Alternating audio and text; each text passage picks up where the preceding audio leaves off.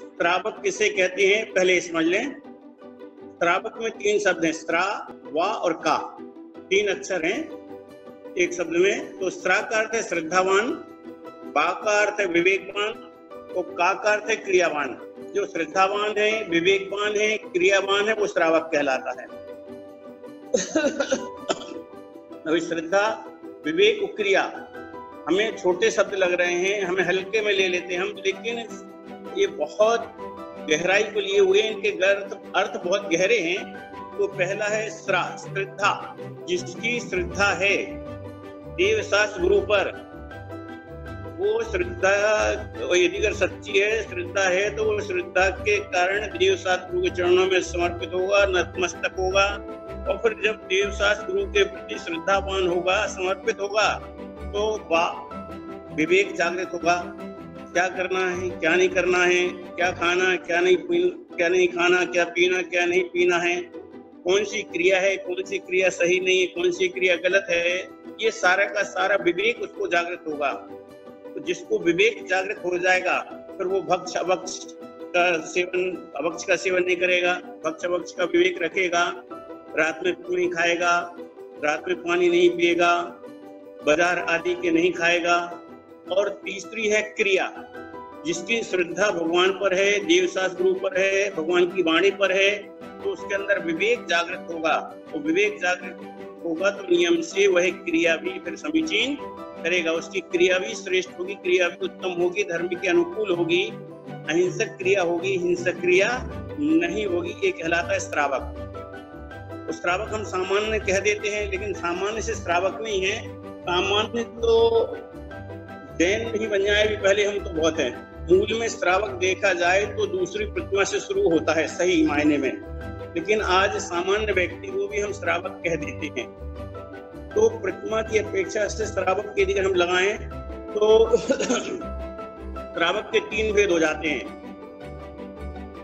जघन्य, मध्यम और उत्कृष्ट। जघन्य यानी सबसे थर्ड श्रेणी का, मध्यम सेकंड श्रेणी का और उत्तम फर्स्ट श्रेणी का।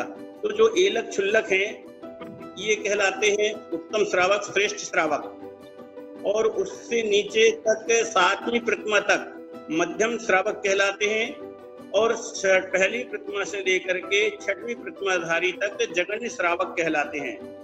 तो ये जो प्रतिमाधारी हो गए हैं, वृत्ति हो गए हैं, कायदे से वो श्रावक हैं।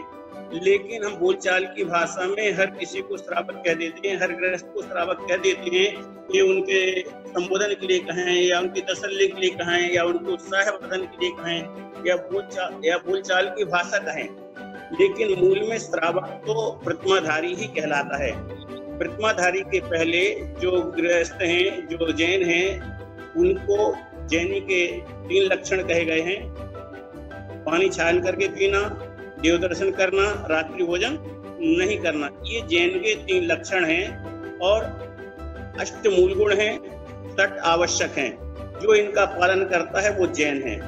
अभी हम जैन बने या नहीं बने, मात्र जैन कुल में पैदा हो जाने से हम अपने आप को जैन कहते हैं, लेकिन जैन कुल में पैदा हो जाना ही जैन नहीं है। जैन किसे कहते हैं पहले ये समझ लें। तो जैन किसे कहते हैं? जो जिनेंद्र भगवान का उपासक है, जो जिनेंद्र भगवान की वाणी को मानता है, जो जिनेंद्र भगवान के बताए मार्ग पर चलता है, जो जिनेंद्र भगवान की अर्चना आराधना करता है, वो जैन है। अब क्या सच्चे मायने में हम भगवान की भक्ति, अर्चना, आराधना, उपासना करते हैं? अभी तो हम जैन कुल में पैदा हो गए हैं और अपने आप को जैन कहते हैं। अभी हम जो जैन हैं वो नगर पालिका में नाम लिखा दिया है जैन, उससे वेरीफाइड जैन है। लेकिन सच्चा जैन वो कहलाता है जो संतों भगवंतों से वेरीफाइड हो कि ये जैन है।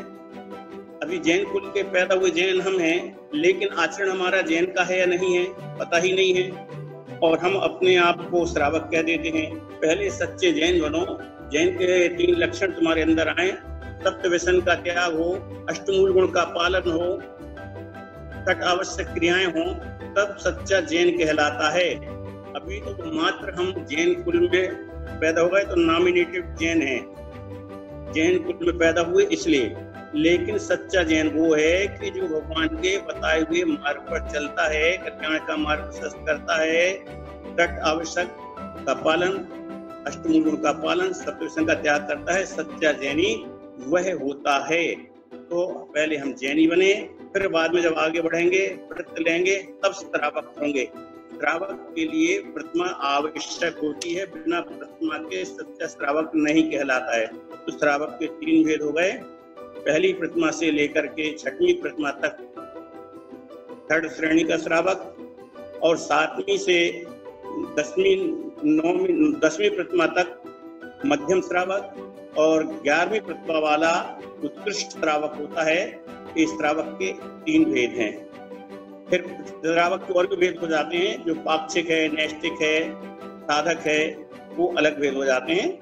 तो जो क्षुल्लक वेलक हैं वो पंच पिच्छी जरूर ले ली है, दीक्षित जरूर हो गए हैं, लेकिन वो साधु में नहीं आते हैं, वो उत्कृष्ट श्रावक कहलाते हैं। लेकिन आज क्या चल रहा है, आज एक व्यक्ति ने थोड़ा दान दे दिया तो उसको हम श्रावक श्रोमणी की उपाधि दे देते हैं। भले अभी उसमें जैन के लक्षण हैं या नहीं है, रात्रि भोजन भी त्याग है कि नहीं है, आलू प्याज का त्याग है या नहीं है, मात्र पैसे के बल पर उसको श्रावक श्रोमणी कह देते हैं।